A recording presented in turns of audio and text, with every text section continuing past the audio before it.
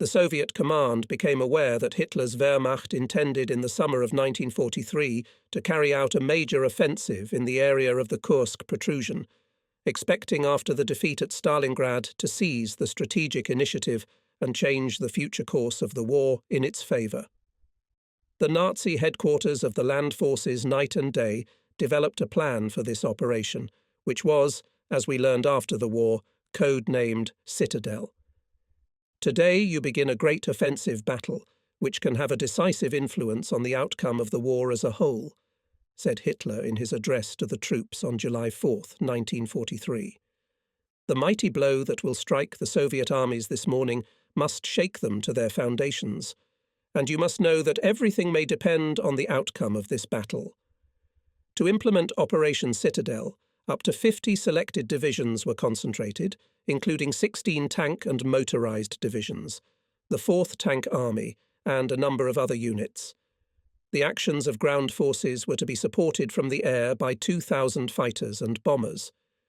It was also envisaged to widely use new combat equipment, tanks, Tiger and Panther, assault guns Ferdinand, new types of aircraft, fighters Focke-Wulf 190A, attack aircraft Heinkel 1-29. Stavka of the Supreme Commander-in-Chief adopted a strategic plan, during the implementation of which our troops were to bleed the offensive of the Nazi troops, deliberate, deep, powerful defence, and then, during the counter-offensive, to crush the groupings of German troops on the Kursk Bulge. But before I tell about the participation of our regiment in the Battle of Kursk, I want to tell readers the story of a love story of two of my fellow soldiers, people of interesting fate. The readers of the book are already familiar with the heroine of this story.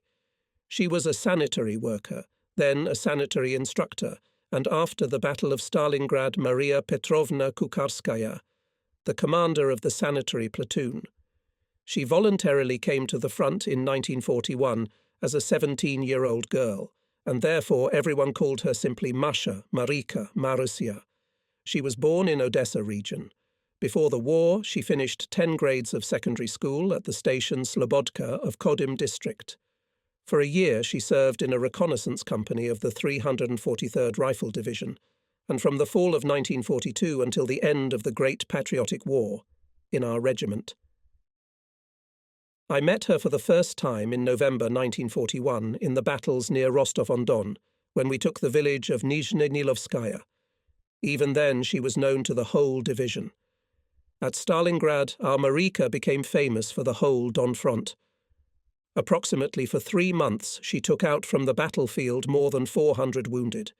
This is, in fact, a full-blooded rifle battalion, and it is quite possible that the number of soldiers, officers, sergeants saved by her in that battle on the Volga would have reached 500,000, if she herself had not lain in the hospital for almost 2 months after a severe wound in the legs. Maria Kukarskaya was repeatedly written about in division, army and frontline newspapers. Songs were composed about her, and the verses for one of them were written by the famous Soviet poet Evgeny Dolmatovsky, who worked then as a correspondent of the Don Front newspaper Red Army. During the Battle of Stalingrad, the poet recalls, I, on the assignment of the political department, wrote several songs on already known melodies. It was the only right way. There were no composers at that time at our front. The songs were printed in the newspaper under the heading On a Familiar Motive. For example, I composed a song about Marusia Kukarskaya, a son instructor who was awarded the Order of Lenin on the famous motif If a Friend Was Wounded. This song was published in the newspaper of the Don Front Red Army at the end of October 1942, when Maria was lying in the hospital. And I learned this story from a letter to me from Maria Petrovna Kukarskaya, which she sent almost 40 years after the victory in 1983. Here is what she wrote. I remember, on December 5th, in the ward where I was lying, the older sister comes in and says, Maria, today in the hospital concert in honour of Constitution Day. Get ready, let's go. You know I won't make it, I said. My legs still hurt a lot. It's okay. Now 2 young men will come and carry you. And indeed, 2 convalescent guys came, took me in their arms and carried me right to the front row of the improvised hospital club. The same older sister rises on the hitch, declares the holiday concert open and says, "And now a song to the tune of If a Friend Was Wounded will be performed. Poems by Yevgeny Dolmatovsky." This song is dedicated to the SAN instructor Maria Kukharskaya, whom you all know, and points at me. Everyone applauded, and I was ready to fall through the floor. I did something, bowed to people. A girl nurse sang a song accompanied by a harmonica. Of course, I didn't remember the words that night, and then this girl brought them to me in the ward. Maria Petrovna wrote in her letter only one verse of the song, which I bring here, of course, not for the sake of creating additional fame for Evgeny Dolmatovsky and Maria Kukharskaya, but so that you, readers, could once again join the front poetry, which warmed us in the harsh everyday life of the war. So, one verse with a refrain. The fatherland will never forget the deeds of a combat nurse, how we went into the attack with her, how 400 lives Marussia saved 400 lives in battle, with bandages and absorbent cotton, with her automatic weapon, through bullets, bursts and fire, without hunching over, without cowardice, Marussia goes out, a brave sanitation fighter.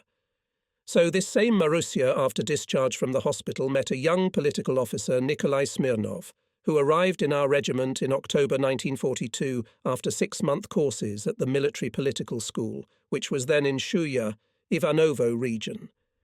Smirnov was appointed deputy commander of a machine gun company on the political part in the 1st Rifle Battalion, fought bravely, was awarded the Order of the Red Star, promoted in rank and during the recertification of political workers in 1943, received the rank of senior lieutenant.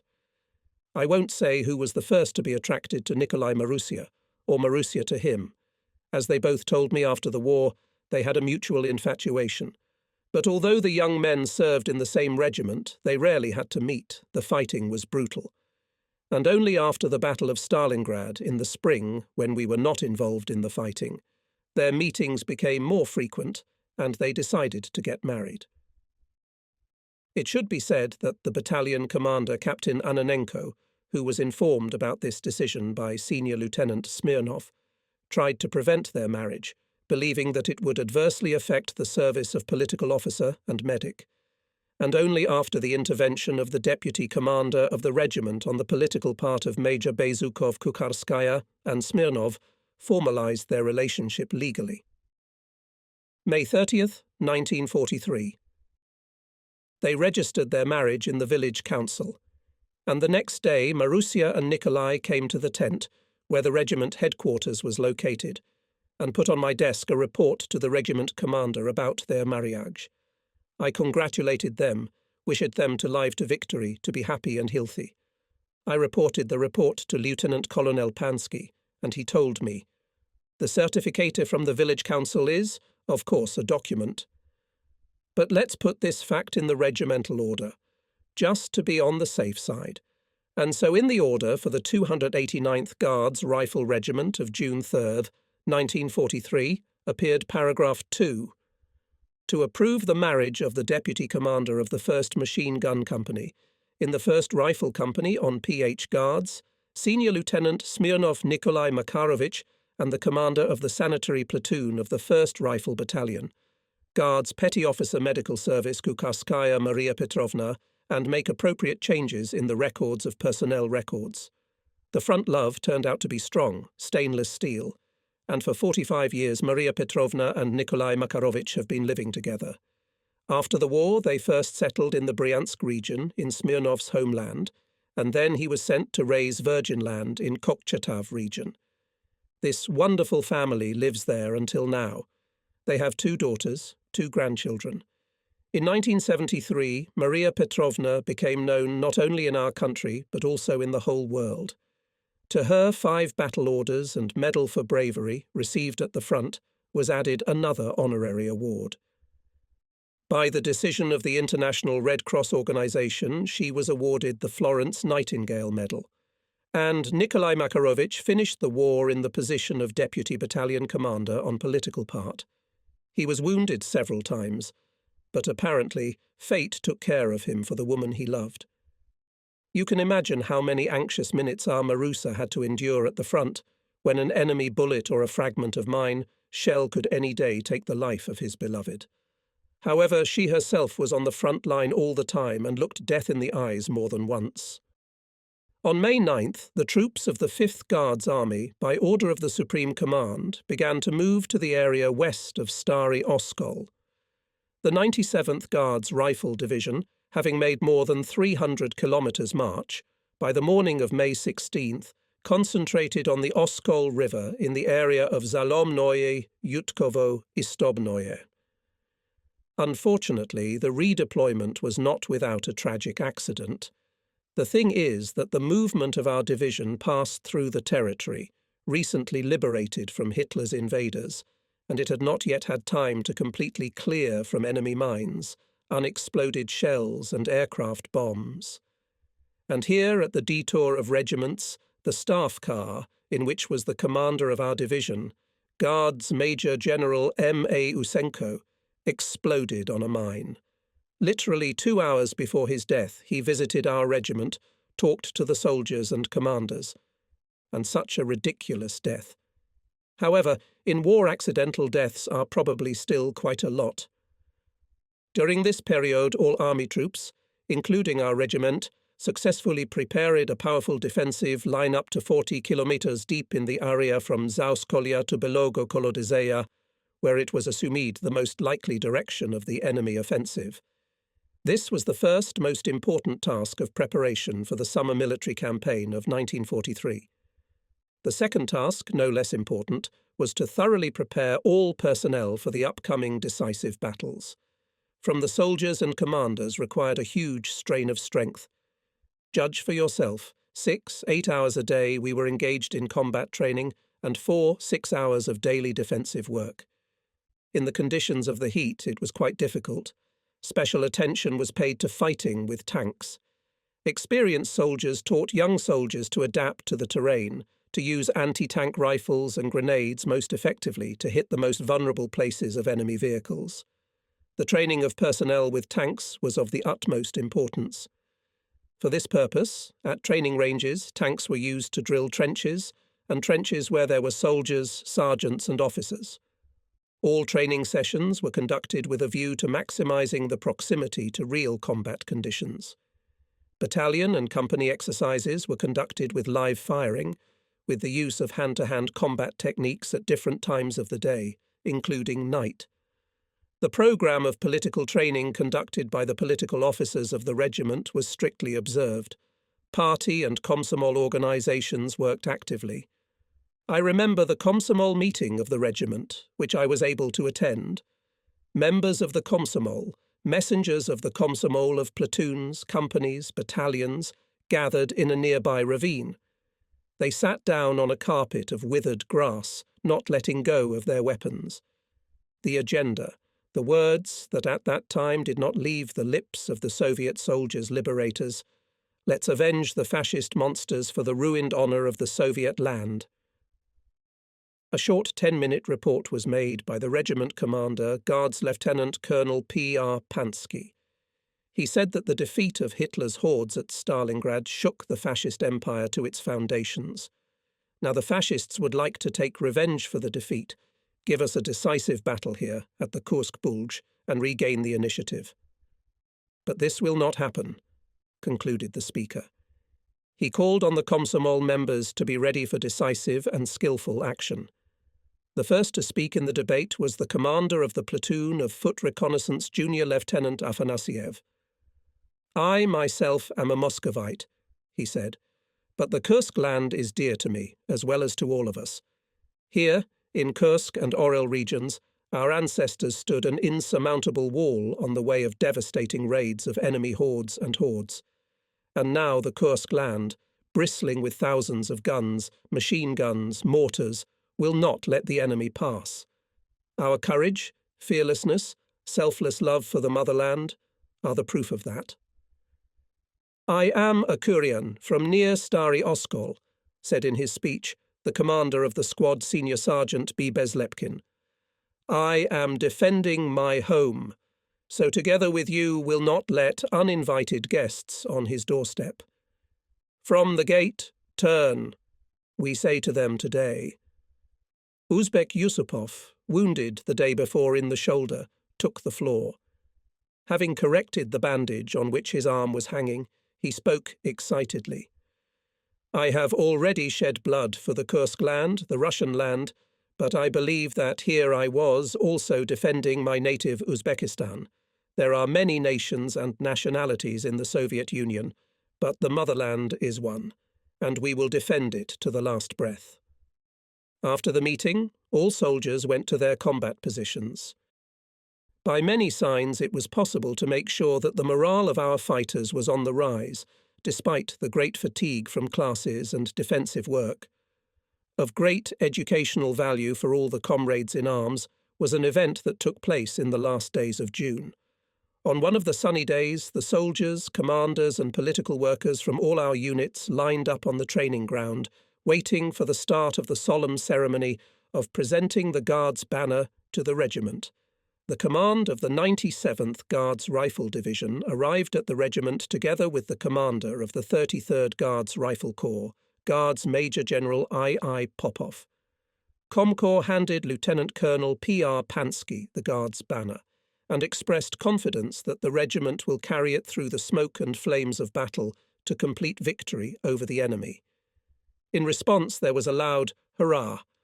I saw how worried the regimental commander was as he accepted the banner. Then he recited the Oath of the Guards, and all the soldiers, down on one knee, mentally repeated its words. Then the relic was passed into the hands of the flag-bearer of the regiment, the first holder of the Order of Patriotic War II degree, Gun Commander Senior Sergeant I. Karpukin. And when the platoon with the banner went around the formation of soldiers, again there was a loud, long hurrah. At the rally, the first word was given to Senior Lieutenant V. Kuzin, who said, "Accepting the Guards' banner, we swear to defend the motherland, not just courageously and skillfully, not sparing our blood and life to defeat the enemy, as the military oath says, but especially persistently and persistently, with selfless bravery and initiative of each fighter, in a boyish way, as it is supposed to real Guardsmen." Senior Sergeant A. Bondarenko urged the soldiers in his speech to multiply combat traditions, to multiply every day the combat account to achieve victory sooner. After the end of the rally, the regiment's units marched in a solemn march. On the same day, all soldiers of the regiment were awarded badges Guard. The command of the regiment supported the initiative of the soldiers to write a letter to fellow countrymen of Stavropol in connection with the awarding of the Guard rank to the regiment.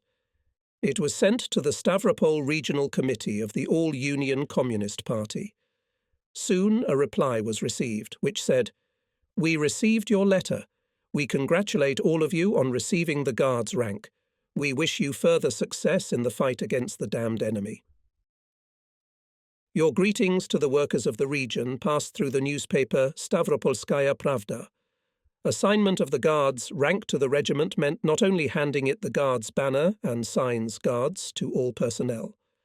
Guards rifle regiments since December 1942 became stronger than ordinary regiments. Each machine gun company had 12 machine guns instead of 9, and a platoon of 45mm anti-tank guns appeared as part of a rifle battalion. The regiment headquarters was directly subordinate to the company of machine gunners, communications company and platoons. Commandant, foot and mounted reconnaissance, sapper, chemical protection. The chief of artillery of the regiment had at his disposal, in fact, a division of 3 batteries, 45mm guns, 76mm guns, and 120mm mortars. As we can see, the chief of staff of the regiment had quite a lot of multi-caliber units at hand, the actions of which he had to coordinate in all types of combat and on the march. Since 1943, the Guards Rifle Regiment had to have about 3,000 men on the staff, but I can testify that in our regiment throughout the war was a constant shortage. As Chief of Staff, I had to deal a lot with regimental scouts. Once in one of the summer days, I gathered them and, passing the concerns of the command, said briefly, "We need to get a language." At night, the reconnaissance platoon headed by Junior Lieutenant Afanasyev went to the enemy positions behind the river Peresip. At first they walked, ducking down along the sprouting rye field. Who could have guessed that this summer the tracks of tanks would be threshing the rye? "5 caught, 1 gone," a quail was broadcasting a little away. "It's not up to 5 here," grinned Malishko, a merry-go-lucky fighter. "We'd like at least 1 with a weaker tongue." Above the scouts' heads, German flares were drawing dazzling bright orange arcs. But here are already the coastal bushes of sedge and alder, hiding the narrow ribbon of the steppe rivulet. We crossed it in the ford. We looked into the darkness. Ahead, in the light of the rocket, a wattle-covered well caught our eye, and next to it, the figure of a man with a bucket. Having scooped up water, he quickly moved away in the direction of the German battery, which we had discovered the day before. On the price passed, to approach the commander, and when the scouts encircled Afanasyev, he said, "Have you seen everything? I think the Germans have him not the last water consumers. Let's lie down by the well." They lay down, soldiers from the capture group, closer, support group, farther away. Some 20 or 30 minutes did not pass as the canopy of the night watchfully opened a lanky kraut with buckets in his hands, who grew right in front of the scouts. They let him through. And immediately lost sight of him. Against the background of dark bushes he seemed to disappear. But soon we heard something like a scream. It turns out that at the very well-bent kraut saddled a few scouts led by the senior group, Malishko. "Pull back!" Afanasyev's command sounded. Then several rockets soared into the sky. They plucked the scouts out of the darkness. A German large-caliber machine gun struck. The chain-heard, the platoon commander was wounded. Those who were closer to him ran up. Bullets pierced the commander's calves off the legs. He was picked up by scouts. The soldiers of the support group hit the battery with machine guns. The fire of the Nazis weakened. Hitler Ovitz turned out to be talkative. He gave valuable testimony. Reported that their unit is preparing for an offensive. All received dry rations for 5 days. It should have been understood as follows. On the 6th day, the fascists could count on hot food in Kursk towns and villages. But the hot food was delivered to the fascists at home. As it is known, a crushing artillery strike on the enemy was made all along the front. The shells covered the positions from which the avalanche of the fascist offensive was about to break, and the summer on the Kursk land was getting hotter and hotter. Breads rose to the waist and pleased the eyes of fellow soldiers, many of whom were hereditary farmers. However, the weeds that had overgrown wildly felt at ease on the fields. Not only the weather was getting hotter. According to many signs, the situation at the front was getting hotter. More and more often, the regiment commander and I were called to the division headquarters for operational meetings. There we got acquainted with the new, just-appointed commander of the 97th Guards Rifle Division, Guards Colonel II. Ant Sifarov.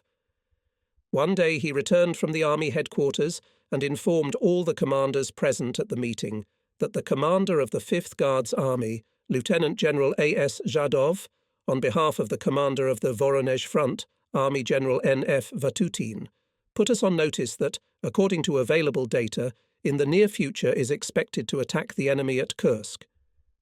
The situation may be so that our troops will have to go to the threatened direction on the signal of the battle alarm. Therefore, all units and subdivisions must be in full combat readiness. On July 5, 1943, the Battle of Kursk began with the offensive of the Nazi troops in the direction of Kursk from the areas of Belgorod and Orel. Our regiment was ordered to go to the area of combat operations on the night of July 9th.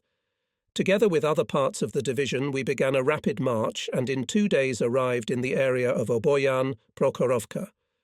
And though the Mother Infantry got used to measure versts with their feet for 2 years of war, this march was especially hard. During the day, exhausting heat at night, some stagnant stuffiness. We were walking along country roads, and next to us on their roadsides on the right and left were moving columns of tanks and artillery on caterpillar traction. You can imagine how much dust we had to swallow, how much sweat we had to shed. After the first afternoon, the regiment commander was summoned to the division headquarters, and he ordered me to lead the march. I called to me the commanders of rifle battalions and combat support and service units and set them tasks for the second day's march. Particular attention was drawn to the need for rapid dispersal of personnel on the signal air. The day before, enemy planes bombed the column several times, and the regiment had several dozen dead and wounded. The division's combat task was not easy. To close the defence to prevent the enemy from reaching the road section Oboyan, Kursk, to stop him at the line south of Peresip, Kartashevka, to defeat the enemy and lead the offensive from the areas west of Prokhorovka in the direction of Kochetovka. The combat order of the division was built in two echelons. In the first echelon was our 289th Guards Regiment. The combat order of the regiment was also built in two echelons. In the first echelon held the defence of the 2nd Rifle Battalion, Guards Major R.O. Balkvadze, and the 3rd Rifle Battalion, commanded by Guards Senior Lieutenant P.I. Pikalenko. In the second echelon was the 1st Battalion of Guards Captain M.F. Ananenko.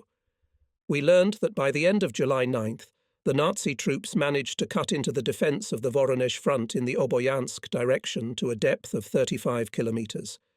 But the enemy could not advance further here and shifted its efforts to the Prokhorovskoye direction, that is, to the defence area where our 5th Guards and 5th Guards tank armies were advanced. The main events began to unfold on July 11th. The enemy threw into battle 4 dozen tanks, including Tigers and Panthers, which covered the advance of enemy infantry. Up to 100 aircraft, Junkers 87 and Junkers 88, attacked our positions from the air. The ground shook from the numerous bursts of mines, shells and bombs. There were killed and wounded. And then there was heat. There was nothing to breathe. The soldiers' uniforms were drenched with sweat and became black. Thirst was overpowering. And still Hitlerites were met by dense fire of our units, which withstood a powerful onslaught of the enemy, who suffered heavy losses in manpower and equipment. During the night of July 12th, the heat noticeably decreased. It became easier to breathe. In the lowlands, even coolness began to smell. Shooting subsided, but this calm was deceptive. We all guessed that such a lull happens before a storm.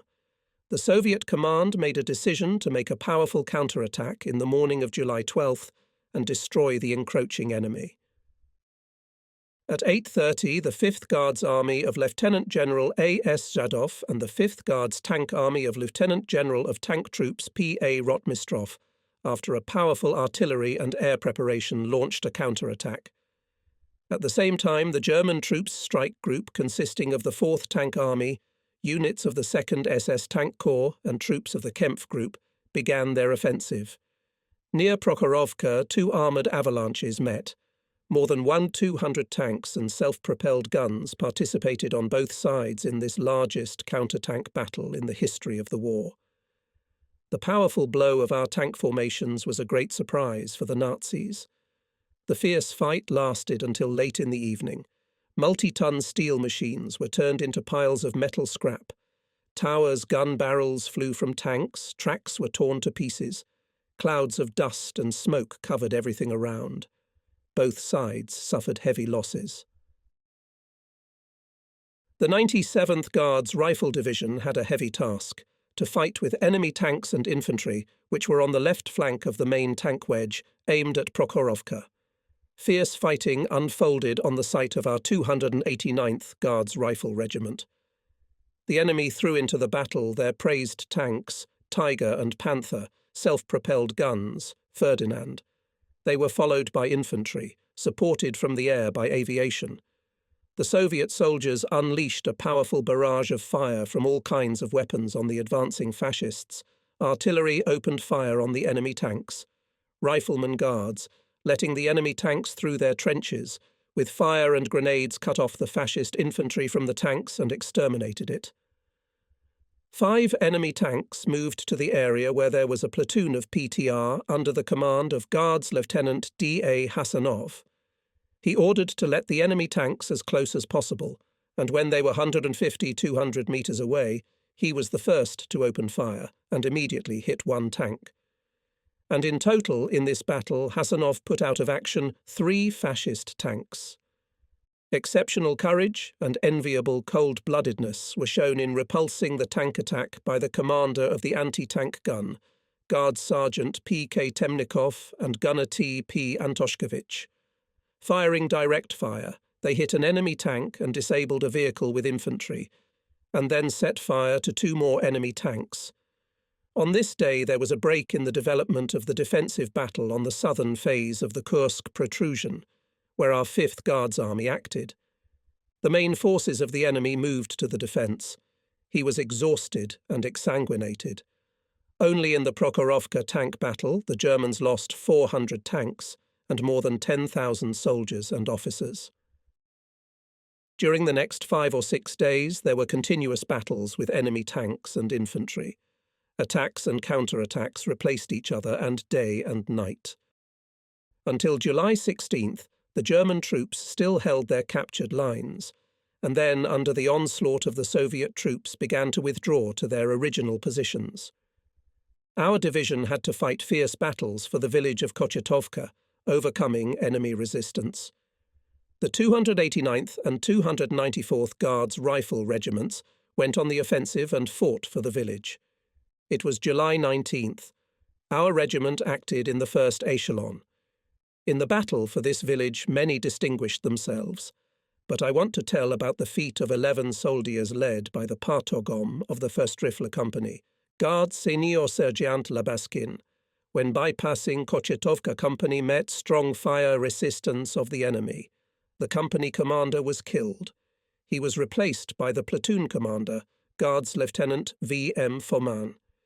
He selected 11 brave men, led by Guards Staff Sergeant Labaskin, ordered them to break into the village and divert enemy fire from the main forces of the company. They solved the task successfully, ensured the advance of the unit to the dominant height 226.6. But only one of the 11 survived, Guards Private Zhevaldin. Severely wounded, he was picked up by local resident Marfa Dmitrievna Chebotareva and hid in her dugout. All night she took care of him, and in the morning handed him over to the soldiers of our regiment, which liberated Kochetovka. Labaskina's group, having broken into the village, raised a real commotion there. Hitlerites threw more than a company of their soldiers against it. The fight broke out. At the most difficult moment, when fascists rushed to attack, Labaskin shouted to his comrades, "Friends of Stalingrad, not a step back. Otherwise they'll crush our whole company with a blow from the rear." The guardsmen fought to the last bullet. They died but didn't leave their positions.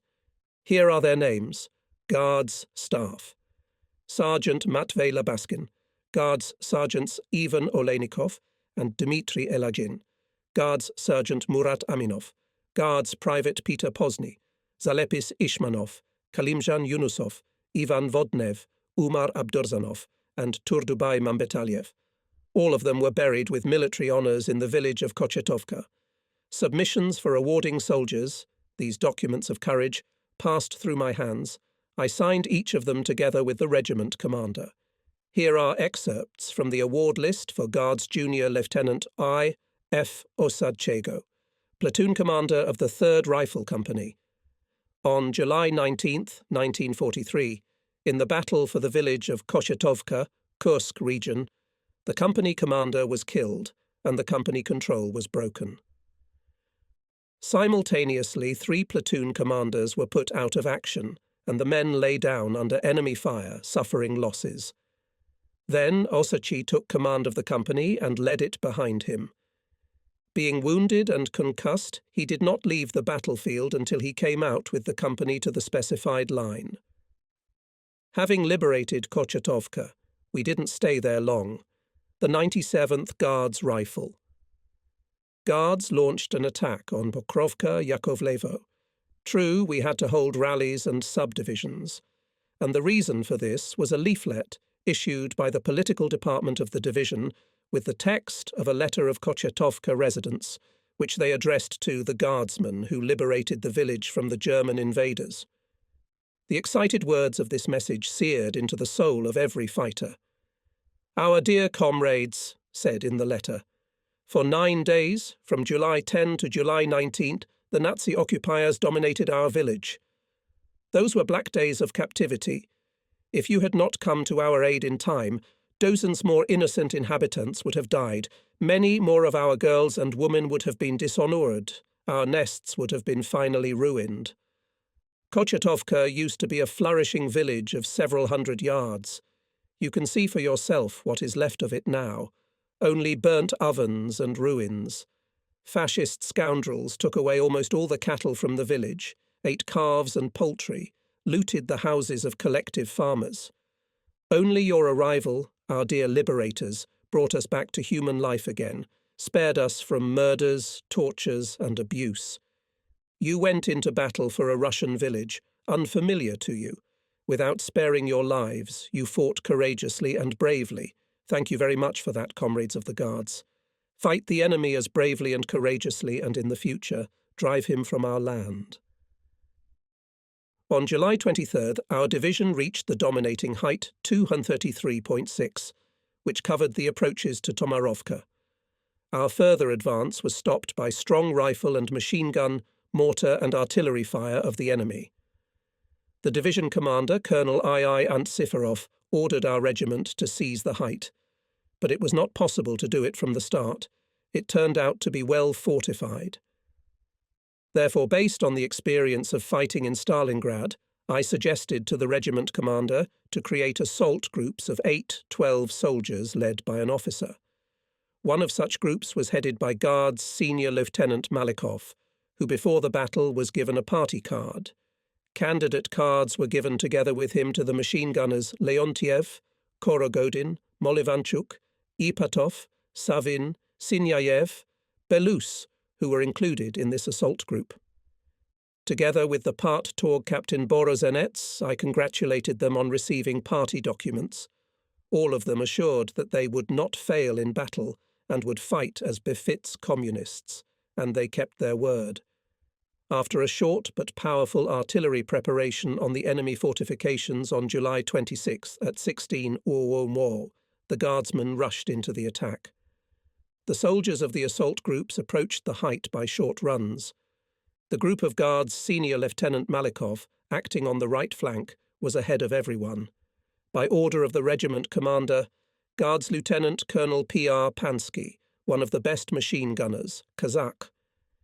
Guards Private Alimbayev was assigned to hoist the red flag on the height, but he failed to carry it to the top.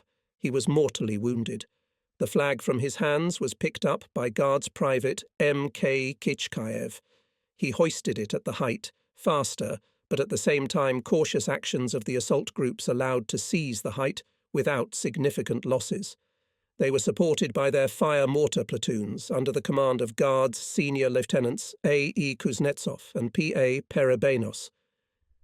In this battle machine, Gunner Guards Petty Officer Fi Lisiansky distinguished himself.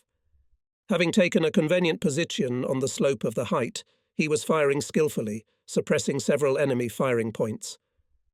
I knew Lisiansky well, a former Donetsk miner, a man of inordinate physical strength. With his Maxim, he worked wonders on the battlefield, and so I was happy to sign on him a submission to the award of the order. At the end of July, we sent Petty Officer Lisiansky to the courses of junior lieutenants, and after a while he returned to the regiment with 1 star on his epaulets. Courage and bravery were shown in this battle by the communications officers, Guards Senior Lieutenant N. E. Maraikin and Guards Junior Lieutenant S. G. Komarov. Under enemy fire, they together with telephonists restored the communication line. In those days, of course, we did not know that the Supreme Command developed an operation under the conventional name Commander-in-Chief Rumyantsev, which would later go down in the history of the Great Patriotic War as the Belgorod-Kharkov offensive operation of the Voronezh and Steppe fronts, which ended the Battle of Kursk. It lasted from August 3 to August 23, until the liberation of Kharkov. During the operation, 15 enemy divisions were defeated, including 4 tank divisions. Our troops advanced 140 kilometres to the south and southwest, extending the offensive front to 300 kilometres. There were created favourable conditions for the liberation of the left bank Ukraine and access to the Dnieper. Our division at the end of July rejoined the 32nd Guards Rifle Corps, commanded by hero of the Soviet Union Major General A.I. Rodimtsev. The commander of the division Isai Trantsiferov set a new combat task: to break through the enemy's defence in the area of 3 kilometres wide and go to the area of Tomarovka and Borisovka villages. The first to begin the artillery preparation at exactly 5 a.m.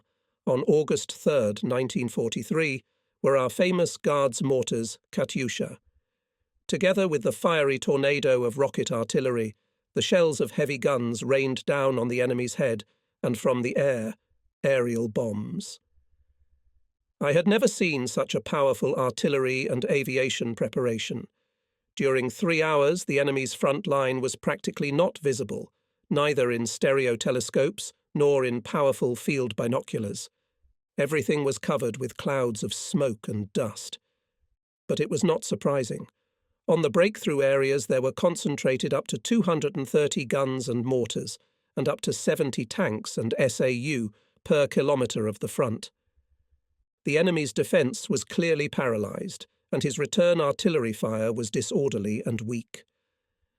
The front edge of the Hitlerites' defence was covered with continuous bursts of shells, mines and bombs.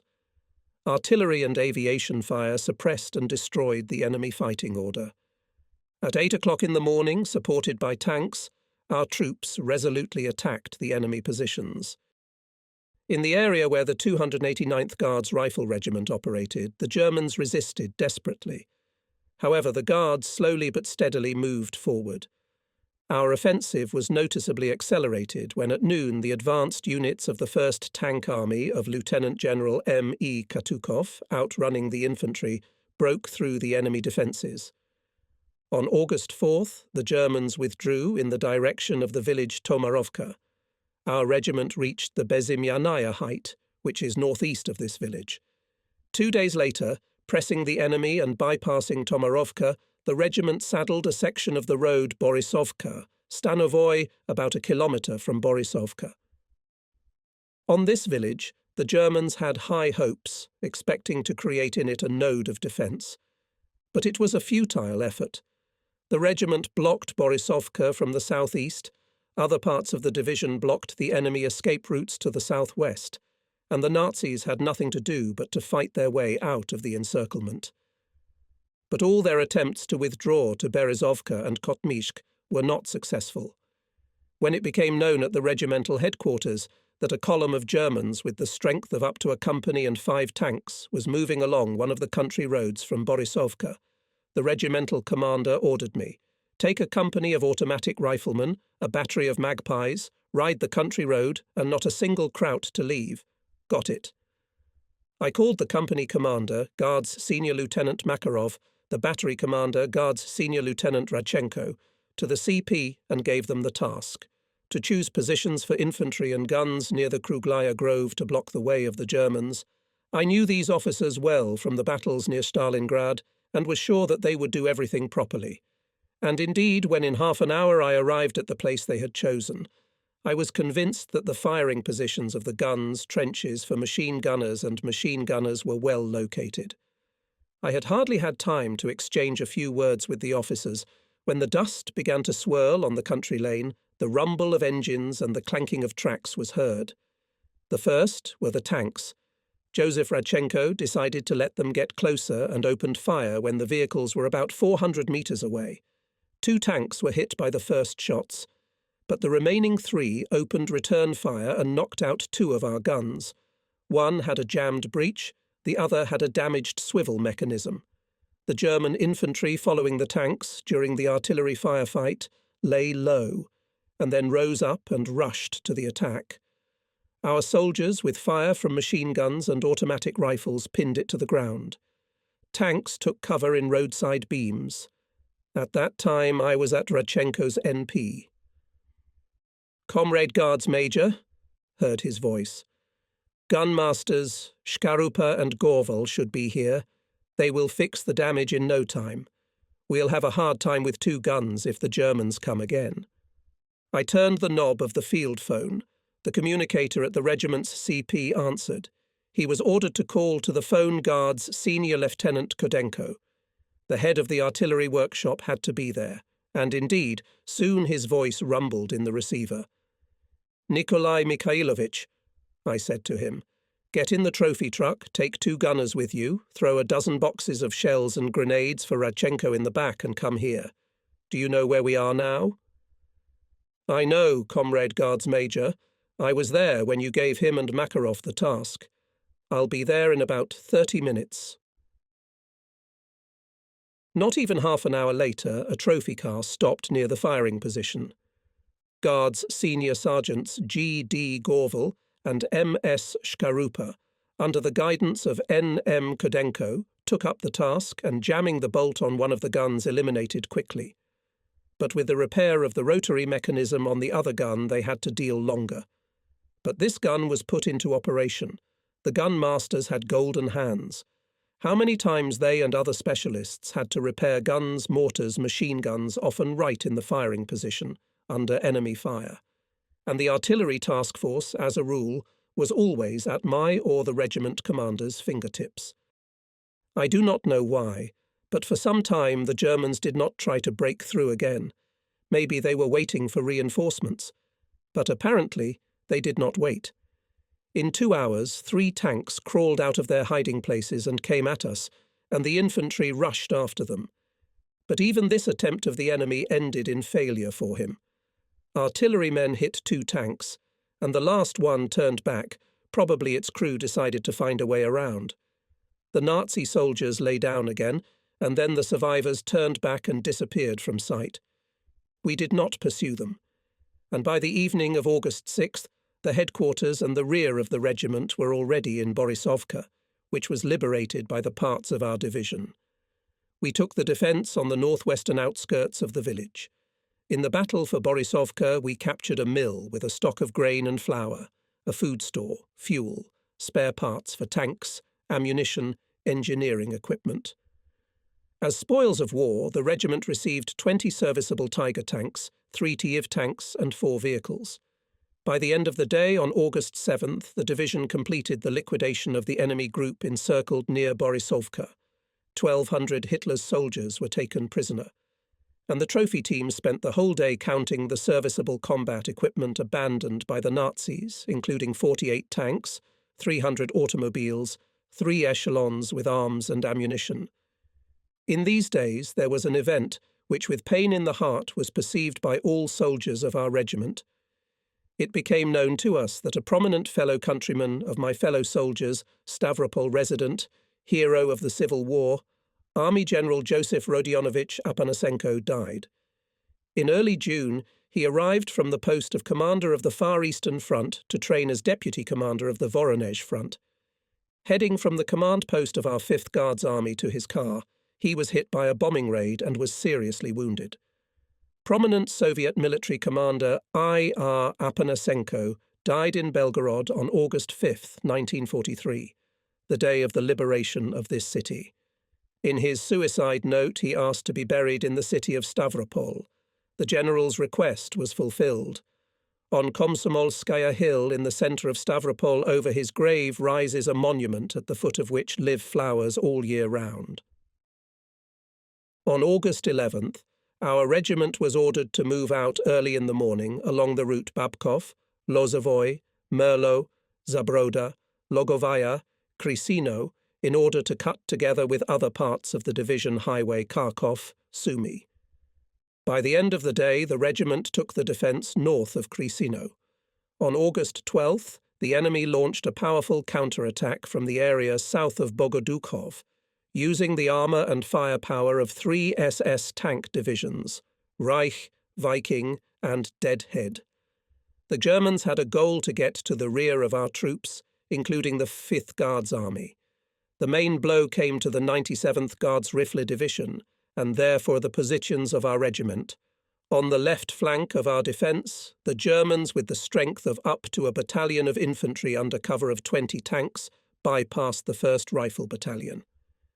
At the same time, the enemy began to attack from the right flank, having moved there 5 tanks and a company of machine gunners.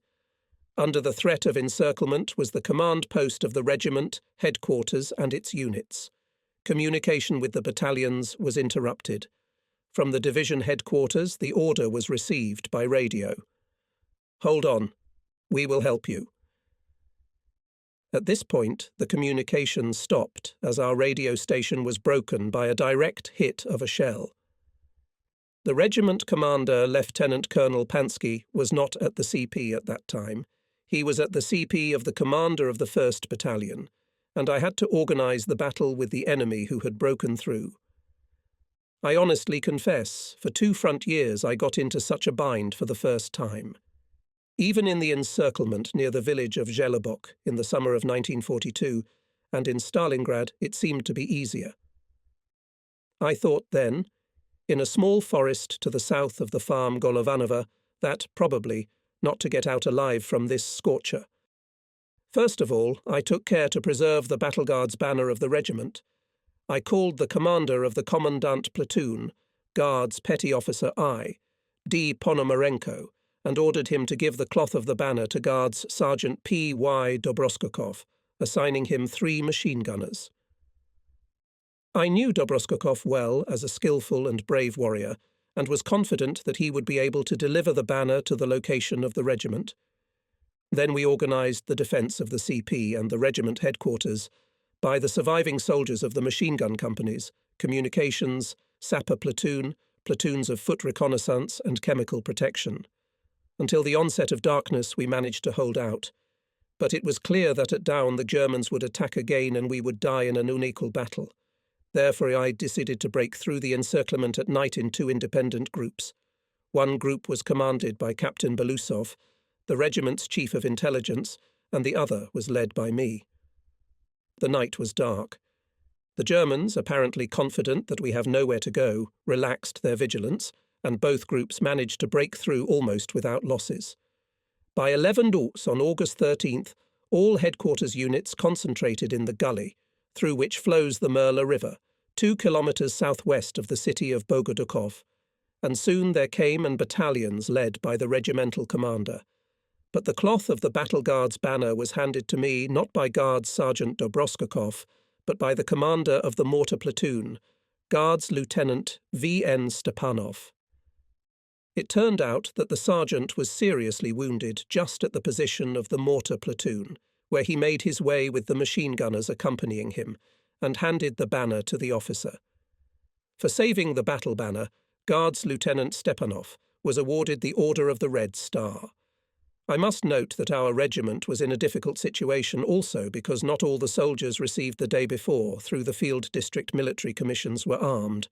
There were enough small arms in the ammunition depot, but the head of the artillery of the regiment, Captain Vasiliev, showed criminal carelessness and sluggishness. He was therefore dismissed from his post and tried by a military tribunal.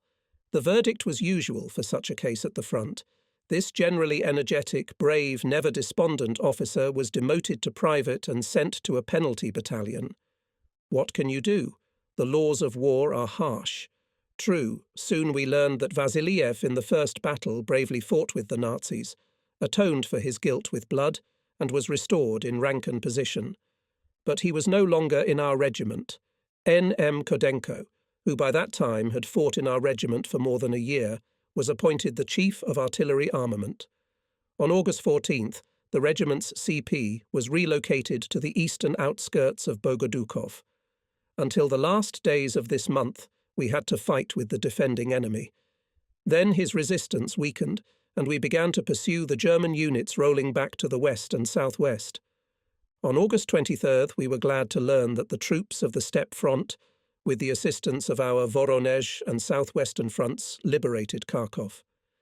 Thus ended the Battle of Kursk, which finally consolidated the strategic initiative in the hands of the Soviet command, created favourable conditions for the deployment of a general strategic offensive of the Red Army. The victory at Kursk and the exit of our troops to the Dnieper River completed a radical turning point in the course of the Great Patriotic War. Autumn in Ukraine is always a desirable time. After the harvesting season, the harvest is already in the bins. Village markets with their flood of colours are no worse than Gogol's Sorochinsky Fair. No wedding is without merry round dances. Everyone knows about it, everyone remembers it, but it was not always so. The fall of 1943 was the third and last, when the devastating tornado of war was still raging on the Ukrainian land. On the way to the Dnieper, we did not meet a single settlement not destroyed by the enemy. Only brick hulks of ovens were distinctly sticking out on the places of ashes, as if crying to the sky for revenge for the ruined life. Retreating Hitlerites did not spare even animals. We saw cows, goats, and sheep with their bellies torn open, geese and chickens trampled into the ground. We did not see haystacks and golden stacks of straw in the meadows, which are usual at this time, camped in the field. The gardens, which before were always crowned with stately sunflowers, orchards with branches bent to the ground from the weight of fruits, apiaries, all this was ruined by Hitlerites. My heart boiled with rage at the sight of such barbarism. I saw how the soldiers, passing through the extinct villages, angrily clenched their teeth, heard how they cursed at anything Hitler and his looting army. But no matter how much the enemy resisted and maligned, his fate after the Battle of Stalingrad and the Battle of Kursk was predetermined. The Soviet troops began decisive actions to cleanse the native land from Hitler's filth. In early September 1943, it became known that the 5th Guards Army, which included our 97th Guards Rifle Division, by the decision of the Supreme, command was again transferred to the Steppe Front, commanded by Army General V.S. Konev. We fought hard battles with the German units that were resisting stubbornly. The regiment, as part of the division, was advancing in the southwestern direction to Mikhailovka, Dolina, Makady, bypassing Poltava. On September 12, pressing the enemy to the west, we entered the territory of Poltava Region. I remember the battle for Mikhailovka, located about 20 kilometers north of Poltava, halfway to Dikanka. On the night of September 18th, the regiment stealthily approached this settlement and rushed into its streets from 2 directions. Darkness ensured the suddenness of the attack. Unable, apparently, to quickly assess the situation, Hitlerites scattered, opened indiscriminate fire, which did not cause much damage to our units. However, soon they came to their senses and even made a counter-attack against one of our companies. A platoon under the command of Komsomol Guards Junior Lieutenant A.I. Tolchin came to its rescue. The riflemen went into the flank of the Germans, opened a strong rifle and machine gun fire, and the enemy counter-attack was smothered. Distinguished in this battle and company commander, Guards Lieutenant D.P. Kashin, also a Komsomolets. With a machine gun crew, he chose a good position, and when the Germans began to retreat after another counter-attack, he himself lay down behind the machine gun and opened fire on them. The young officer was wounded, but did not leave the battlefield. Tolchin and Kashin were awarded the medal for bravery. Joyful for me was the day of September 19th. On this day in newspapers was published another order of the Supreme Commander-in-Chief about liberation of 8 cities of Ukraine from German invaders. Among them was my hometown, the city of Romny. For more than 2 years I knew nothing about the fate of my mother Ksenia Grigorievna, my sisters Sophia and Vera, who remained in the village of Lokhnya near Romny. I knew that my brothers Nikolai, Alexander and Sergei were at the front. But are they alive? I received the last letter from my mother in early September 1941, when I was in the hospital after being wounded in the first battles. Of course, in order not to worry my mother, I did not inform her about my wounding, but the heart of all mothers, as you know, is a teller. "Aren't you in the hospital, son?"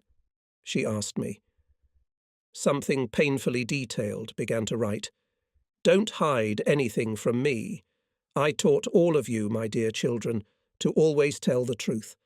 Remember that even a small untruth brings great excitement. I had to confess to my mother that I was really in the hospital, but my affairs were on the mend. And now Romney was liberated. I immediately wrote a letter to my mother. By the way, this letter has been preserved. After the war, my nephew Zhenya, my sister's son, gave it to me. The paper is yellowed and shriveled, some letters are blurred. My mother must have shed more than one tear while reading it. It may be immodest to quote myself, but let the reader forgive me if I quote a few lines from this frontline message. Good afternoon, dear Mummy. I tell you that I am still alive and well, and I wish the same to you. I don't know if our village has been liberated, but I know that Romny, Glinsk, Talalayevka have been liberated, and I was looking forward to it. I don't know if I'll be able to re-establish contact with you. Dear Mommy, I won't write much about myself. I live well. 2 years at the fronts, liberating my country from Hitler's bandits. It's a pity I didn't have to go to my homeland. I've been decorated 3 times, right where Nikolai, Shura, Seryozha, Sonia, Vera. I've had and have no contact with anyone. Goodbye. A big kiss. Your son Yuri. My address. Field Post, 44721A, 19I, 1943. Apparently, I was not sure that the letter would fall into the hands of my mother, so I made the following note. Comrades, who will read this letter?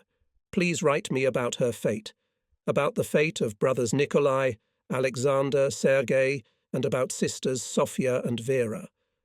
I appeal to the inhabitants of the village, Loknya. I am the son of Ksenia Grigorievna Naumenko, who lives on the farm Bugaichika. In those days I had a conversation with the commander of the communications company, Guards Captain Sergei Grigorievich Zinchenko. It was about the organization of communication between units during offensive battles. Zinchenko reported to me his thoughts on this matter, the plan of distribution of forces and means of communication. Despite his youth, he had already fought only in our regiment for more than a year, went through Stalingrad, Kursk Arc, and accumulated good experience in the organization of communication in all types of combat. We finished our official conversations. The captain asked permission to leave the regiment's CP, but I see that he is very upset about something. "What's wrong with you, Sergei?" I ask. I should be happy. I reached my native Poltava region. I knew that he was born in the village of Ochertovoy, Semyonovsky district. How far is it to your village? Yuri Andreevich, says Zinchenko. To Semenovka in a straight line to the west is less than 100 kilometers. Maybe I'll be lucky and I'll see my native places. But what awaits me there? That's why I'm upset. I don't know what happened to my relatives. I wrote a letter to my mother. But Sergei Grigorievich had to visit his native village, because after Poltava our regiment turned sharply to the southwest, to Kremenchug. By the end of September 21, having fought over 100 kilometers, the division reached the eastern bank of the Vorskla River and received the order to prepare for its forcing. Our regiment came to the crossing southwest of Voron. The troops of the 5th Guards Army had to liberate Poltava, on the outskirts of which the Nazis concentrated large forces, including the SS Tank Division Deadhead. The importance and great significance of this operation could already be judged by the fact that the command post of the army came to the commander of the Steppe Front, Army General Tryes Konev. In his book 4 Years of War, former commander of the 5th Guards Army Generes Zhadov recalls how Army General Iskonev told him, "The terrain in the strip of the upcoming offensive is really bad, but your site forcing the river coincides with the place of crossing the army of Peter the Great, before the battle with the Swedes at Poltava. Well, if the Russians passed then, we will pass too." The front commander also visited the command post of the 97th Guards Rifle Division, which was ordered to force the Vorskla in the area of Mikhailovka, to seize the settlements Dolina, Makardi, and reach the section of the railroad Poltava, Lubny in the area of Reshetilovka. The division was to attack in two echelons. In the first echelon acted two regiments, our 289th and 294th, in the second, 292nd Guards Rifle Regiment. The conditions for forcing the Vorskla were extremely unfavourable. The bridge across the river was blown up, we had no special means of crossing. On the right bank, 223rd Infantry Division of Hitlerites was entrenched. We knew that it was shattered in the previous battles, but it could hold the defence on the previously prepared line quite well. On the night of September 22nd, the first to force the river were the automatons of the 289th and 294th Guards regiments. Having reached the right bank, they seized a bridgehead and quickly entrenched. The Germans fiercely resisted. Shooting from both sides did not stop for a minute. Our warriors' automatic soldiers moved forward with a fight to expand the bridgehead and provide a crossing for the battalions of the first echelon. With a decisive blow, the Guards knocked the enemy out of the first and second trenches. By the morning of September 22nd, the main forces of the division crossed the right bank of the Vorskla and captured the village Rudka, forcing the fascist units to retreat. And by noon our guardsmen liberated Makarenki, Slinkov Yar, Stasovci, Kuravlevka, Pavlovka, cut the road Dikanka, Poltava. We didn't go to Dikanka itself, but we saw the ruins of this famous Ukrainian village praised by Gogol. And again, as in my childhood, I wanted to read Evenings on a Farm near Dikanka, novels published by beekeeper Rudy Pank, to plunge into the world of those native to me as a Ukrainian images of Solopy Cherevik and Paraska, black-eyed Gana and Levko, Oksana and blacksmith Vakula, Soloka and Pasiuk. I involuntarily remembered how my grandfather neighbour once in summer, having sown the bashtan, moved to live in the Kuren, took us boys with him to drive away sparrows and magpies. It was a pleasure. Having run after the birds, we started to eat. Naturally, we had a great appetite. It happened that one could eat so many watermelons and melons during the day, and in addition turnips, sibulai, peas and other greens, that one's stomach would inflate like a drum. It was not easy for the regiment to advance. The 3rd Rifle Battalion was ordered to seize the height of 175.8 near the village of Perarub. In the afternoon of September 22nd, the battalion's fighting order was counterattacked with the support of 8 tanks by the enemy infantry. And perhaps our riflemen would have had a hard time if the soldiers of the 1st Rifle Battalion had not come to their aid. By joint efforts, the counterattack was repulsed and the height was taken. In this battle was wounded Deputy Commander of the 1st Rifle Battalion on the political part of the Guards Senior Lieutenant V.V. Kuzin. By the end of the day, the regiment's units, pursuing the enemy, came to the southwestern outskirts of the village of Seredovka. Here, for the first time, for several days of almost continuous fighting, the soldiers were allowed a short rest. And at once the chimneys of the camp kitchens began to smoke, which all this time could hardly keep up with the advancing units. By that time the situation was such that the divisions of the 32nd Guards Rifle Corps were overhanging Poltava from the north and northwest, creating a threat of encirclement of the Poltava group of the enemy. The units of our 97th Guards Rifle Division captured the settlements of Dolina, Borshatsky, Makardi. The German fascist command was forced to withdraw part of its forces from under Poltava. The command of the 5th Guards Army took advantage of this and ordered the 33rd Guards Rifle Corps to break into the city on the night of September 23rd and seize it. Throughout the night there were fierce battles in almost every street. The first to penetrate into the city centre were the Scouts, who hoisted a red flag on the ancient monument in honour of the victory of Russian arms over the Swedes in the historic Battle of Poltava, the obelisk of glory. By morning, the regional centre, a major Ukrainian city, was completely cleared of German fascist invaders. Our troops were opened the road to the Dnieper. On the same day, Moscow saluted the troops who liberated Poltava. By order of the Supreme Commander-in-Chief, The units and formations that participated in the battles for the liberation of Poltava, including our 97th Guards Rifle Division, were given the honorary name of Poltava, and the division commander, Guards Colonel Aimashiti Antsiferov, received the rank of Guards Major General. In all our units and subdivisions held rallies. With great enthusiasm, they were held in our regiment. Soldiers, sergeants and officers swore to beat the hated enemy even harder, and to liberate the whole Soviet Ukraine as soon as possible.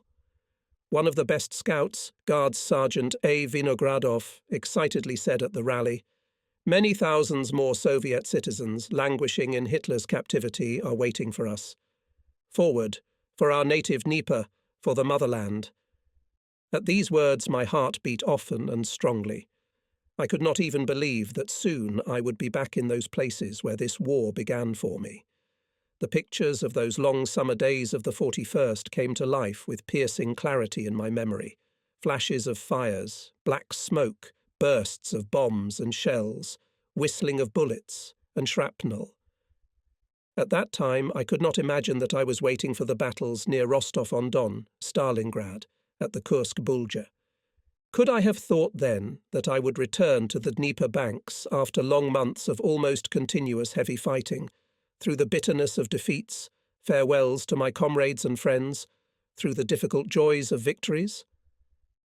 Our regiment was moving forward with battles, approaching the Dnieper, along the route Verguni, Rublevka, Donovka, Maximovka.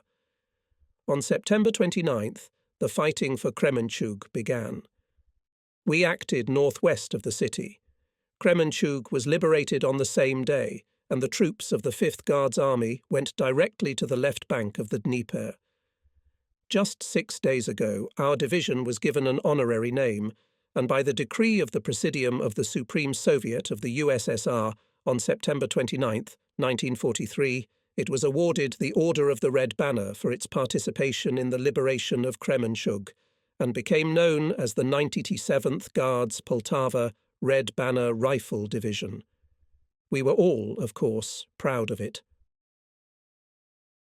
The command of the 5th Guards Army perfectly understood that it was impossible to delay the forcing of the Dnieper, but it was very difficult.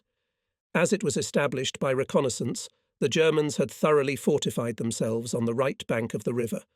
All the dominant heights and nearby settlements they adapted to a circular defence. The enemy positions were covered with minefields and barbed wire fences.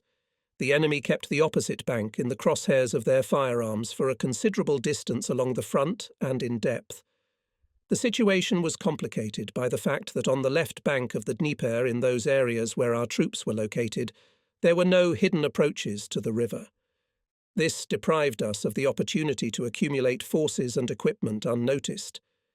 In addition, the soil here was sandy, viscous, loose. In many places it was worth to dig with a spade, as subsoil water immediately appeared. There was also another objective difficulty: stretched communications, which made it difficult to bring ammunition and materiel in a timely manner. And the units, including our regiment, after almost continuous fighting since the Battle of Prokhorovka, were not fully staffed with men and military equipment. During the day, the personnel of the regiment put in order the material part and engaged in the preparation of crossing means. This, apparently, did not escape the attention of the enemy. The reconnaissance flights of fascist aviation became more frequent over our positions. On the night of October 1st, we tried to ferry a reconnaissance group to the right bank of the river. But as soon as the boats appeared on the open water, flares flew from the Germans. The Nazis pounded the landing party with fierce mortar and machine gun fire, and the scouts were forced to return. After some time they moved to a new place and made a second attempt to cross to the bank occupied by the enemy. And again, because of heavy fire, the fulfillment of the combat mission had to be postponed. During the first half of the day on October 2nd, our scouts observed the movement of enemy soldiers, and the Nazi artillery conducted methodical fire on the left bank in the area of the planned crossing of the regiment. All of us were burning with the desire to reach the right bank of the Dnieper as quickly as possible, to finally throw the enemy away from it. The command of the 5th Guards Army decided to force the Dnieper on the night of October 3. The 97th and 13th Guards Rifle divisions were to go in the first echelon of the corps. Our regiment acted in the first echelon of the division. We, of course, understood that forcing such a river as the Dnieper is a very risky business, but an order is an order, it must be carried out. The first north of Borisovka on the night of October 3rd crossed the Dnieper on fishing boats and rafts automatons of our regiment, led by Guards Senior Lieutenant M. F. Malikov. But the main forces of the regiment in that dark night failed to reach the right bank. Under frantic enemy fire they, having overcome the deep navigable channel of the Dnieper, reached only a slightly overgrown shrubbery unnamed island with the mark of 65.5, separated from the right bank of the river, almost overcome by a ford channel. Looking ahead, I will say that this island, when the soldiers looked around it, turned out to be similar in its configuration to an army helmet. And that's why in the battle reports for him so and kept the name, the island Casa. But not only regiments of our division could not force the Dnieper that night. On the front of the whole army could not capture a single bridgehead on the right bank, and only on several islets to the north of Kremenchug Soviet fighters gained a foothold. The reasons for the failure of the 5th Guards Army at the first forcing of the Dnieper explained in his memoirs its former commander, Army General A.S. Zhadov, S. Zhadov. First of all, I want to emphasize, he writes, that the army compounds went to the Dnieper with a large shortage of men and military equipment. The army lacked ammunition. Communications were severely stretched. In fact, by this time the troops had passed with fights from Belgorod more than 300 kilometers. Broken dirt, highway and railroad roads and blown-up bridges were still being restored, which made it difficult to bring materiel. Finally, we must admit that we underestimated the enemy's defence on the western bank of the Dnieper, believing that we still managed to knock him out of the occupied positions and seize the bridgehead. I must say that at that time the retention of Kursk and other islands seemed to me and other officers of the regiment in tactical terms an unjustified measure. Our losses were too great. But we did not know that the 5th Guards Army was assigned the task to divert as many enemy forces as possible to ensure the forcing of the Dnieper by other armies in the main directions. So we fulfilled this task, at a high price, but we fulfilled it. On October 3rd, the regiment's units managed to advance 400 metres deep into the island. Do not be surprised at such a modest pace of the offensive. Every step on the sandy soil, under the fire of the fiercely resisting enemy, holding the western part of the island, was given with difficulty. To help our fighters on the island were transferred units of other rifle regiments of the division. The day of October 4th was especially hard. 7 counterattacks were undertaken then by Hitlerites to knock out our fighters from the island. 7 times the barrage of shells and mines fell on them. From their explosions, clouds of sand rose into the air every now and then. The sand crunched on their teeth, clogged their ears, got into their eyes, and most importantly, it quickly rendered small arms inoperable, rifles, automatic rifles and machine guns. They had to be cleaned often, for which they had to be completely disassembled and reassembled. Hitlerites on the island were in a better position. They were supported from the right bank by artillerymen and mortars, who shot every scrap of land on the island. And what did we have? 4 Sorokopiatkas and 8 82mm mortars. That's all we managed to get to Kursk under enemy fire. From the left bank of the Dnieper, our artillerymen also fired at the island, but it was not very effective. In any case, we saw much less sand fountains on the enemy positions than on our own. Now I remember these hard days and nights of fighting on the nameless Dnieper island, and I see, as if in reality, the guardsmen of the same command.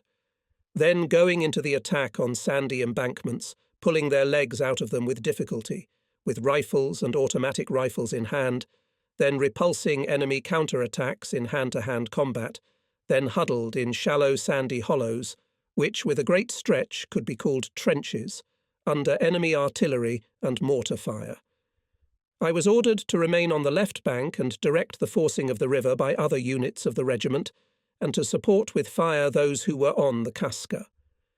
The regimental headquarters was located on a small hill, overgrown with sparse vineyards, only a few dozen metres from the bank of the Dnieper.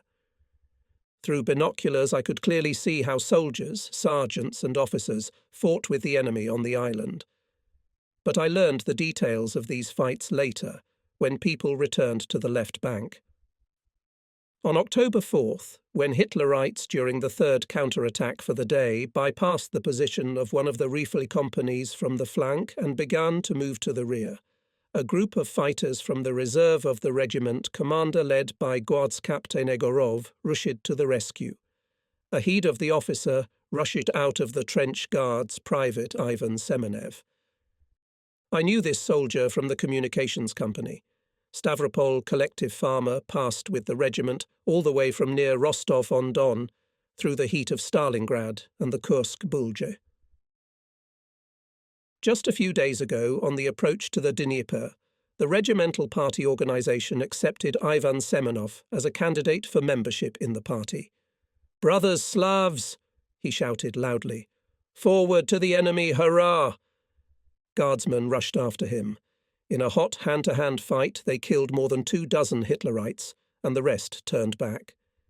In this battle, Ivan Semyonov laid down his head and never had time to get a card of a candidate for membership in the All-Union Communist Party. Next to Semenov bravely fought a machine gunner of the Guards Private Avtandil Toitse. He meticulously smashed the enemies, and when he ran out of ammunition, he used the butt of his automatic rifle. The guy from Georgia was wounded that day, and together with other soldiers was sent by boat to the left bank of the Dnieper. But he did not stay there, but having bandaged his wound, returned to the island. However, he did not go to the attacks anymore, but 5 times he ferried the wounded across the Dnieper under the enemy fire. Guards Private Leonid Kryukov was firing from a hand machine gun at the attacking Germans and forced them to lie down. But at that moment, a fragment of an enemy mine damaged the machine gun. Hitlerites again went and attacked. The young Komsomolets soldier fought them off with grenades. In the reflection of the 7th and the last that day, enemy counterattack had to participate, and the regiment commander, and all who were near him at the command and observation post. It was getting towards evening, and we already thought that the enemy, who had suffered considerable losses in fruitless counterattacks, would calm down at least until the next morning. But no. Again began artillery and mortar fire. Again clouds of sand rose into the air and slowly settled, covering the trenches and trenches. And then Hitlerites knocked out our companies from the first trench and started fighting on the second. The situation became critical. The regiment commander, Guards Lieutenant Colonel P.R. Pansky, ordered the Assistant Chief of Staff, Guards Captains Belousov and Igorov, to gather everyone who was at the KNP and who was able to hold a weapon. Gathered about 30 people, more than a third of them, officers. The battle was literally 2 or 3 dozen metres away, and it took them only 2 or 3 minutes to overcome this distance. They took advantage of the fact that the enemy could not at these moments to conduct artillery and mortar fire for fear of hitting their own, and therefore approached the enemy for hand-to-hand combat without losing a single man. But when, having pushed back the Germans behind the first trench, they went back, they were missing more than 10 men in the group. In the next 3 days, Hitlerites also did not give us rest. Apparently, they were ordered to throw the Soviet fighters from the island into the Dnieper at any cost. I will not describe these hot fights. I will only say that the Guards fought bravely, held firm, heroic.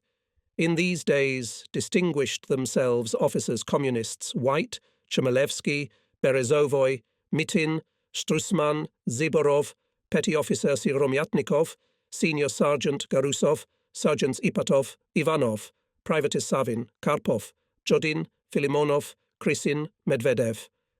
How can one count them all? Komsomol girl, Anya Plekhanova, a sanitary instructor, can be rightfully called a heroine of the battles at Kaska. She carried dozens of wounded from the battlefield, was wounded twice but did not leave the island, although she was offered to do so. In these days, I lost my battle friends, Guards Captains Belousov, Igorov, and Regiment Agitator, Guards Captain Kluev, with whom I fought side by side in Stalingrad and on the Kursk Bulge. Especially bitter for us was the death of the regiment commander Lieutenant Colonel Peter Romanovich Pansky, who led at a critical moment of the battle on October 6th, one of the counter-attacks of our fighters, and was hit by a machine gun burst of Hitlerites. On October 7, by order of the command, our units left Kaska Island and returned to the left bank of the Dnieper. Here the soldiers saw the number of our division paper Heroic Campaign for October 5th. Its entire first page, entitled Island of Heroes, was dedicated to the guardsmen who fought bravely on Kaska. With a heavy heart I went on a call to the division headquarters, I once again rethinking everything that happened on the island. Only after the war it became known to me that, according to the plan of the front command, our army was forced to conduct these heavy, bloody battles with Hitler's occupants in the area of Kremenchug, to distract the enemy from the large operation to capture bridgeheads on the right bank of the Dnieper, much lower downstream in the area of Mishurin Horn. Instead of Lieutenant Colonel Pansky, who died, I was appointed commander of the regiment, and Guards Captain Vasily Vasilyevich Takhmovtsev became Chief of Staff. I can't hide. In my soul I felt a sense of pride. It was a joke to become a regiment commander at the age of 24. And although at the front youth did not serve as an obstacle for appointment to higher positions, it was pleasant that the command gave me such confidence, and immediately there was a desire to do everything to justify it.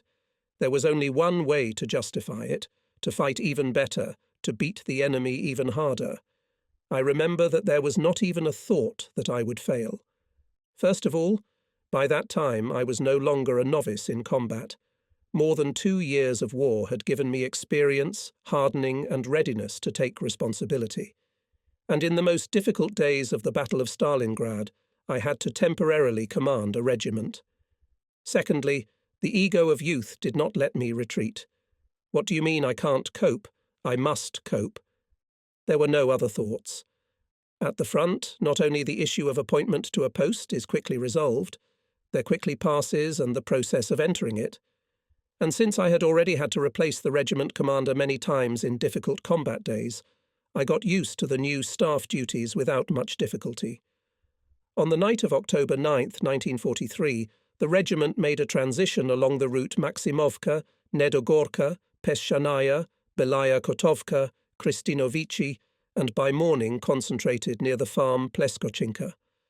A day later, having made a new march, we arrived at the place of dislocation, in the area of Stogtsovka on the left bank of the Dnieper.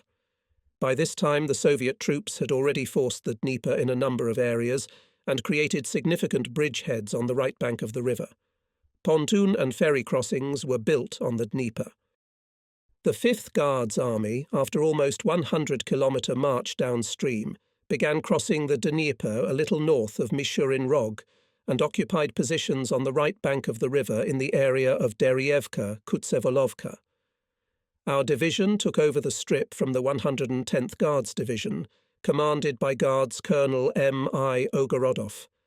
289th, Guards Rifle Regiment in full strength, including the task force of artillery, crossed overnight on the right bank of the Dnieper, and at 3:00 on October 14th, concentrated 1 kilometre southwest of Liman.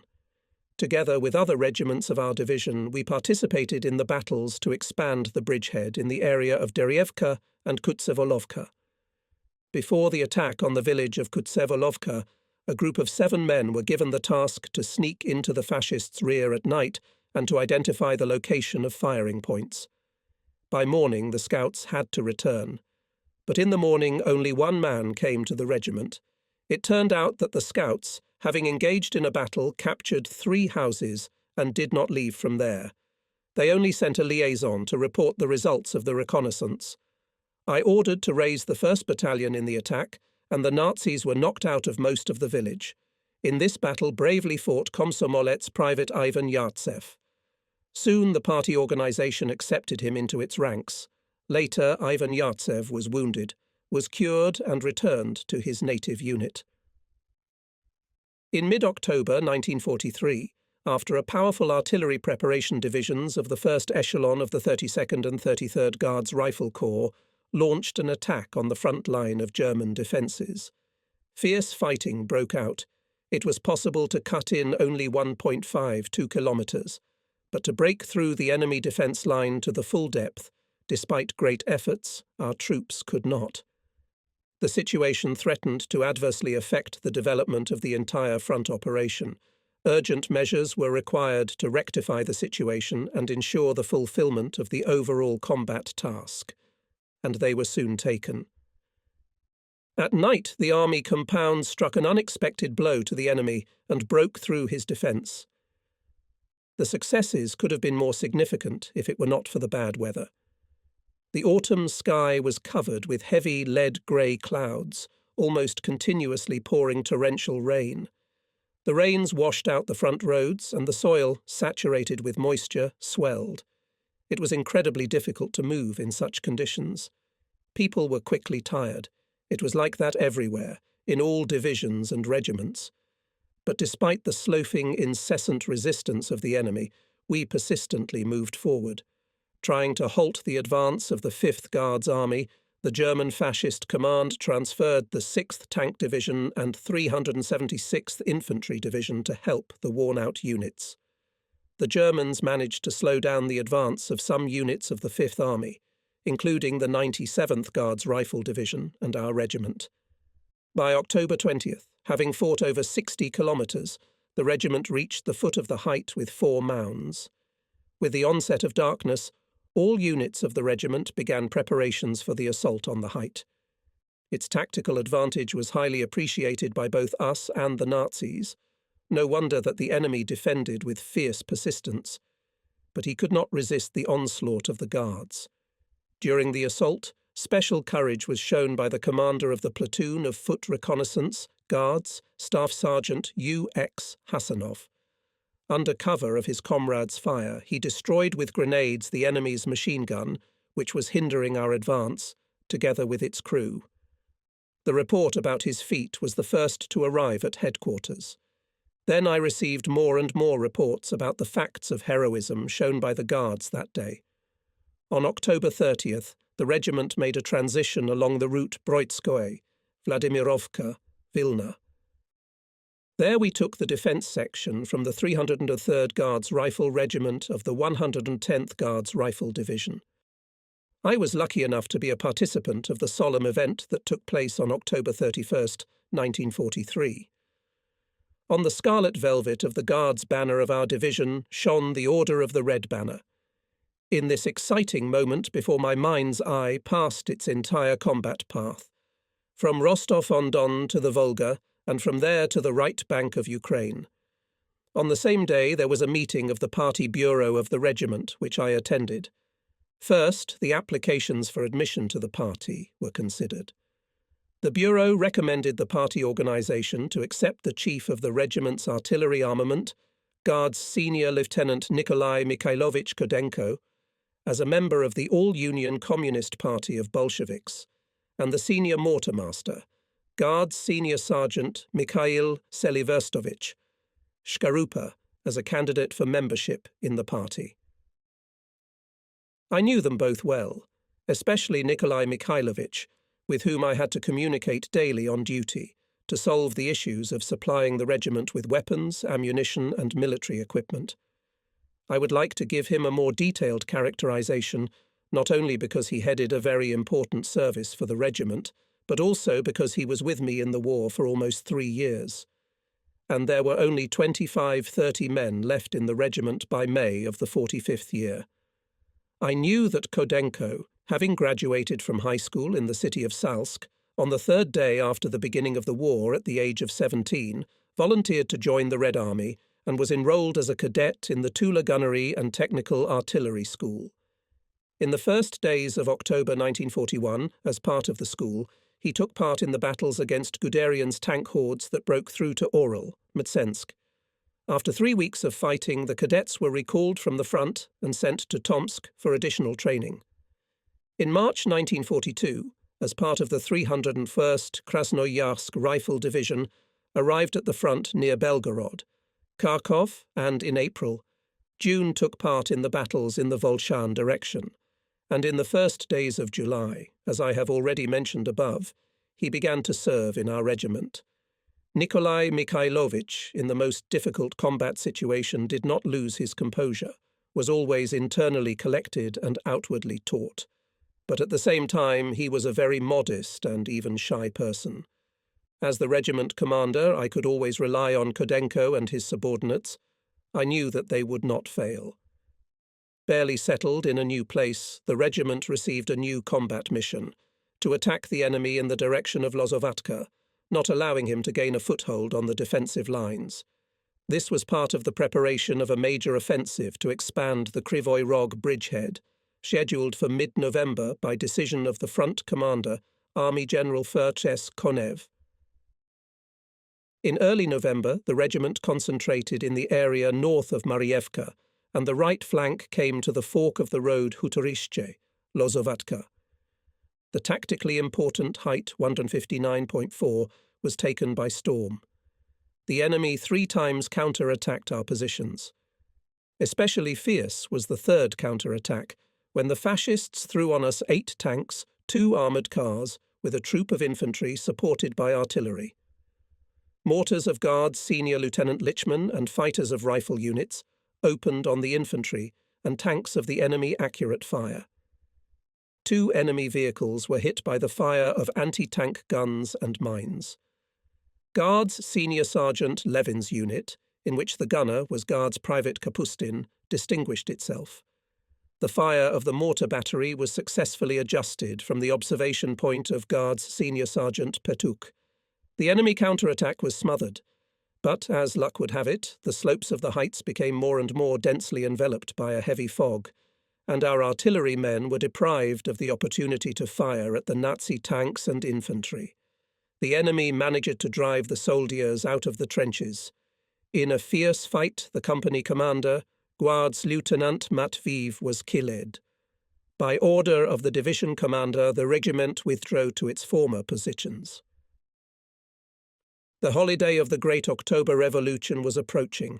I had an opportunity to make pleasant to the soldiers who had distinguished themselves in the battles for the height of 159.4. They were nominated for government awards. In particular, the Order of the Red Star was presented to the commander of the machine gun platoon, Guards Junior Lieutenant I.I. Popomarev, who, being wounded, did not leave the platoon, petty officer of the 4th Rifle Company P.N. Semashko, who took command of the company when its commander was out of service, the commander of the machine gun guards, Sergeant G.D. Vakulin, who destroyed the enemy firing point. Some time later, all these heroic soldiers were awarded orders. On the eve of the October holiday, the personnel of the regiment experienced another pleasant event. All were given new winter uniforms. But even during the holidays, which were traditionally joyful for us, the frontal worries, alas, were not reduced. According to our intelligence, the enemy continued to strengthen their positions, made earthworks, mined erected wire barriers. The Germans also noticeably increased the number of firing points. In each unit, our soldiers and commanders were warned that the enemy had set up sniper nests on the front line, and from there they were systematically targeting our positions. Despite all the difficulties of the front situation, the Guardsmen, on the day of the 26th anniversary of the Great October Revolution, felt festive. This was helped in no small measure by our divisional newspaper. In its pages, on November 7th, was published a reply letter from the citizens of Stavropol to the soldiers, commanders and political workers of the 97th Guards Rifle Division. The letter said, "With joy and inexpressible pride, we learn more and more of your heroic feats. At Belgorod, at Poltava, and at Kremenchug, you have once again shown all-conquering Russian military valour, courage and heroism, have shown your fiery love for our great motherland, and your burning hatred for the despicable German fascist rapists, murderers and robbers, who brought so many disasters, so much suffering to our land. The region is successfully restoring industry, many enterprises. destroyed by German barbarians to the ground, have already been fully restored. Stavropol meatpacking plant, Piatigorsk, Georgievsky, Vorontsov, Alexandrovsky. State oil plants, almost all bakeries and flour milling enterprises of the region, Piatigorsk motor repair plant and others. Railroads have been fully restored. All schools, technical schools and institutes have been opened and are working normally. Collective and state farms, having harvested the crops, actively fulfill their first commandment, to give bread and other agricultural products to the country and the Red Army. On the fields of the region now selflessly sowing winter crops, the first hundreds of thousands of hectares are sown. We are firmly confident that this fall will lay a solid foundation for a high harvest of the next year. We wish you new glorious successes. Such a letter could not help but excite fellow soldiers, and many of them, impressed by the message of their fellow countrymen, immediately sat down to write letters to their relatives and friends. They wrote that they would not shame the glory of the sons of their native land. They would beat the hated enemy even harder. A festive dinner was arranged in all units on November 7th. Staff, regimental cook, guards, Private Vasily Alexeyevich Zakusin fed us perfectly. He was already in his old age, and all of us, officers, sergeants and soldiers of the regiment's command, called him simply Uncle Vasya. The soldier never took offence at this. On the contrary, he seemed to be proud of this address to himself. "You, Uncle Vasya, have a special surname," the soldiers joked. "Wow, Zakusin, a purely professional surname." His culinary skills matched his surname, and on holidays he cooked restaurant dishes of the highest class. The holiday was over, but the war continued. New battles were ahead of us.